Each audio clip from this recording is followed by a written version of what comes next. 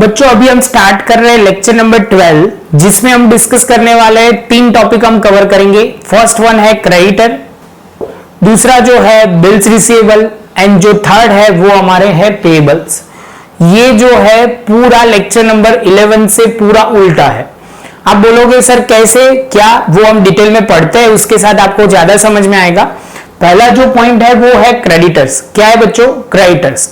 अभी समझ लो, जैसे हम क्रेडिट सेल्स करते हैं सेम वे हम क्रेडिट परचेज करते हैं। क्रेडिट परचेज मतलब क्या? तो आप बोलोगे सर अभी आपने गुड्स तो परचेज तो कर लिए लेकिन अमाउंट पे नहीं की है, तो उसको क्या बोलते हैं हम? Credit purchase. तो क्रेडिट परचेज में कैसे समझना है आपको? तो सपोज हम मिस्टर एक्स के साथ से हम गुड्स परचेज कर रहे हैं ₹100 का, तो गुड्स परचेज किया है ऑन क्रेडिट परचेज किया हुआ है मिस्टर एक्स से। तो आप बोलोगे सर मिस्टर एक्स हमारे लिए क्या होगा? तो हम लिखेंगे मिस्टर एक्स को क्रेडिटर। जितनी अमाउंट हमने पे नहीं की है उतने हम क्रेडिटर बोले जाएंगे। वो डेटर्स में हमें क्या समझना था? हम किसी को सेल कर रहे हैं। कौन सा सेल? Credit sales. तो वो पर्सन अभी पे करना बाकी है, तो हमारे लिए वो पर्सन क्रेडिटर था। वो पर्सन मतलब आप बोलोगे सर इसमें हम कस्टमर यूज करते थे इन द डेटर्स में, लेकिन क्रेडिटर में हम क्या यूज करते हैं बच्चों? तो क्रेडिटर में हम यूज करते हैं सप्लायर को। सप्लायर मतलब हम उनसे गुड्स ले रहे हैं तो हम वो उनके लिए वर्ड यूज करेंगे सप्लायर। तो अभी डेफिनेशन प्रॉपर पढ़ना शुरू करते हैं, थोड़ा ज्यादा समझ में आएगा। फिर से एग्जांपल दूंगा तो और क्लैरिटी आएगी। अभी पढ़ते हैं। As the businessman does the credit sales in same way undertake the credit purchase. वो सेम वे क्या करेगा? परचेज भी करेगा। कौन सा परचेज? Credit purchase. आगे पढ़ते हैं। Person from the goods are purchase on a credit. हम जिससे भी गुड्स परचेज करते हैं क्रेडिट से करते हैं। That particular person become a creditor of a business. वो हमारे लिए मिस्टर एक्स क्या बन जाएंगे? क्रेडिटर बन जाएंगे। हमारे पॉइंट ऑफ व्यू से सोचना है तो आप बोलोगे सर हमारे लिए मिस्टर एक्स क्या है? क्रेडिटर है। The trader become a creditor of a business for that amount for which goods are purchased on a credit. Creditor are treated as a current liability. तो आपको समझना है कि सर क्रेडिटर है वो हमारे लिए करंट लायबिलिटी होगा। Creditor trader become a creditor of a business for the amount for which goods are purchase. जितनी अमाउंट इसके गुड्स परचेज किए होंगे उतनी अमाउंट के लिए वो क्रेडिट परचेज, जितनी क्रेडिट अमाउंट होगी पे करना बाकी होगा उतनी अमाउंट के लिए वो क्रेडिटर बोला जाएगा। आपको वर्ड इतना ध्यान रखना है कि सर आप क्रेडिट परचेज करते हो, एक बात, उसमें पेमेंट करना बाकी है, दूसरी बात। तीसरी बात आप बोलोगे सर वो पर्सन हमारे लिए क्रेडिटर होगा जब तक आप पेमेंट नहीं करोगे तब तक। समझ में आ गया? और वो हमारी करंट लायबिलिटी होगी, वो आपको ध्यान में रखना है। आगे बढ़ता है। बिल्स रिसीवेबल हो गया था, same way bills payable. Bills payable में क्या होता है कि समझ लो बच्चों, आप बोलोगे सर ये रिटर्न डॉक्यूमेंट होता है। क्या डॉक्यूमेंट होता है? रिटर्न डॉक्यूमेंट, जिसमें 2 पार्टी होती है, एक है रिटर्न राइट करता है और एक होता है पे करने वाला। इस बार एक्सेप्ट कौन करेगा? तो आप बोलोगे सर एक्सेप्ट हम करेंगे कि पे करनी अमाउंट हमें बाकी है। जो हम एक्सेप्ट करते हैं कि सर आपको उतनी अमाउंट बाकी है तो आप एक्सेप्ट कर रहे हो। ये रिटर्न डॉक्यूमेंट में क्या लिखा होता है? तो आप बोलोगे सर स्पेसिफिक डेट पे स्पेसिफिक अमाउंट कितनी बाकी है और कितने दिन में, मतलब कौन से डे पे आप पेमेंट करोगे वो लिखा होता है। दूसरा, इस बार एक्सेप्ट कौन करेगा? तो आप एक्सेप्ट करोगे, हम एक्सेप्ट करेंगे कि हमें इतनी अमाउंट पे करनी बाकी है, क्योंकि ये क्रेडिट परचेज किया था, अमाउंट पे करनी बाकी है। तो हम वो क्या बोलेंगे कि सर वो क्या होता है कि इतनी अमाउंट हमें एक्सेप्ट, हम एक्सेप्ट करेंगे कि इतनी अमाउंट बाकी है, तो हमारे लिए वो बिल्स रिसीवेबल बन जाएगा। बच्चों याद रखने की टेक्निक बहुत सिंपल है। सामने वाला एक्सेप्ट करता है तो ट्रेड रिसीवेबल, हम एक्सेप्ट करेंगे कि अमाउंट पे करना बाकी है तो आप बोलोगे सर वो हमारे लिए ट्रेड पेएबल होगा। समझ में आया?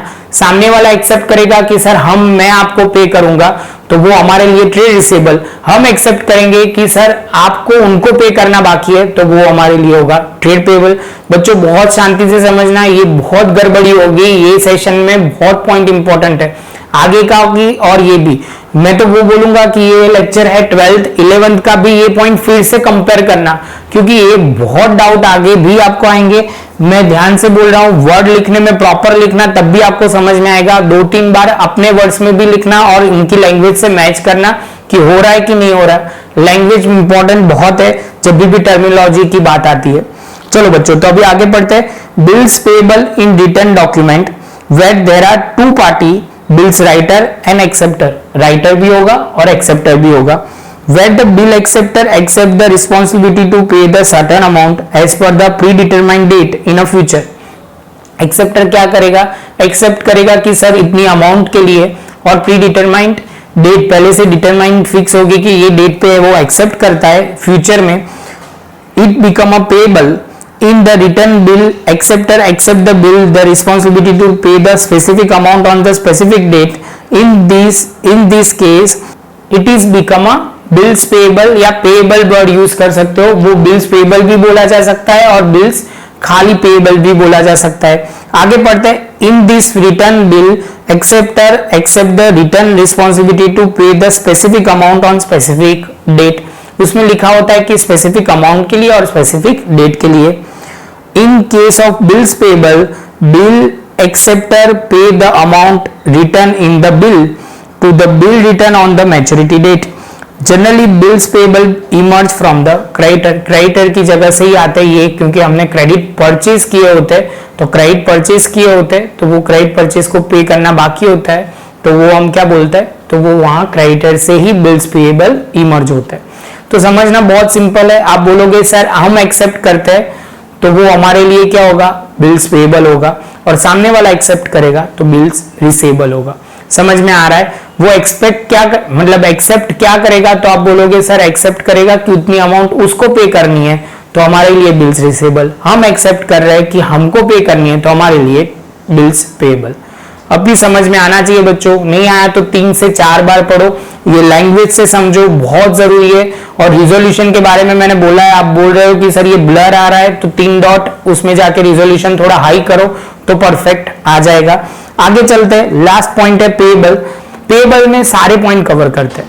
सपोज हमको किसी को पे करना बाकी है, जैसे वेजेस आउटस्टैंडिंग है, रेंट पे करना बाकी है, इंटरेस्ट पे करना बाकी है, तो ये क्या होगा, वो पेएबल में आएगा। और समझ लो कोई एडवांस में भी आपको पे कर देता है तो भी हमारी लायबिलिटी होती है। सपोज मुझे कोई ट्यूशन फी एडवांस में पे कर देता है तो मेरे लिए वो लायबिलिटी बन जाएगी। समझ में आया। तो अभी पढ़ना शुरू करते हैं। Any amount to be paid by the business person in the future to any person or person is known as a payable। हमें फ्यूचर में किसी को भी पर्सन को पे करना बाकी है तो वो हमारे लिए क्या बन जाएगा, payable. Creditor and bills payable are included in the payable. दो चीज हमने डिस्कस की वो तो होगा ही। आगे क्या लिखा है, in other payable outstanding salary, outstanding wages, expense outstanding, ये सब पे करना बाकी होता है तो वो हमारे लिए आउटस्टैंडिंग हो जाएगा। Pre receive income are included. Pre receive मतलब एडवांस में किसी ने कोई इनकम दे दी है, मेरे लिए इनकम, ट्यूशन फी मेरे लिए इनकम है तो वो मेरे लिए लायबिलिटी बन जाएगी, कोई एडवांस में पे कर देता है तो। आगे चलते हैं। Pre receive income are one kind of liability. All this payable are current liability. There are to be long term liability which are discuss thereafter. इसमें डिस्कस किया हुआ है। आगे चलते हैं। Creditors, bills payable, outstanding expense और income receivable, ये जो है वो चार्ट है, वो इसमें हमने सारे पॉइंट किए। आउटस्टैंडिंग एक्सपेंस का एग्जांपल फिर से बोल रहा हूं, outstanding interest, outstanding salary, outstanding expense, ये सारे जो पॉइंट है वो आउटस्टैंडिंग एक्सपेंस के तौर पे कंसीडर होंगे। और इनकम रिसीव इन एडवांस, तो आपको कोई भी इनकम एडवांस में मिल गई है वो कंसीडर क्या करोगे, वो भी आप लायबिलिटी में ही कंसीडर करोगे। बच्चों इसके साथ हमारा 12th लेक्चर भी कंप्लीट हुआ। इतने करने के बाद हम बोल सकते हैं कि मेजॉरिटी जो मेन टर्म्स है वो हमने डिस्कस की। ऐसे तो बहुत टर्मिनोलॉजी है जो हम डिस्कस कर सकते हैं, लेकिन बेसिक टर्मिनोलॉजी क्लियर होना बहुत जरूरी है। अभी हम मिलेंगे लेक्चर नंबर 13 में, जिसमें हम डिटेल एक छोटे मोटे थोड़े पॉइंट बाकी है वो कवर करेंगे। आपको ये वीडियो अच्छा लगा हो तो लाइक, शेयर, सब्सक्राइब जरूर कीजिए। मिलेंगे लेक्चर नंबर 13 में।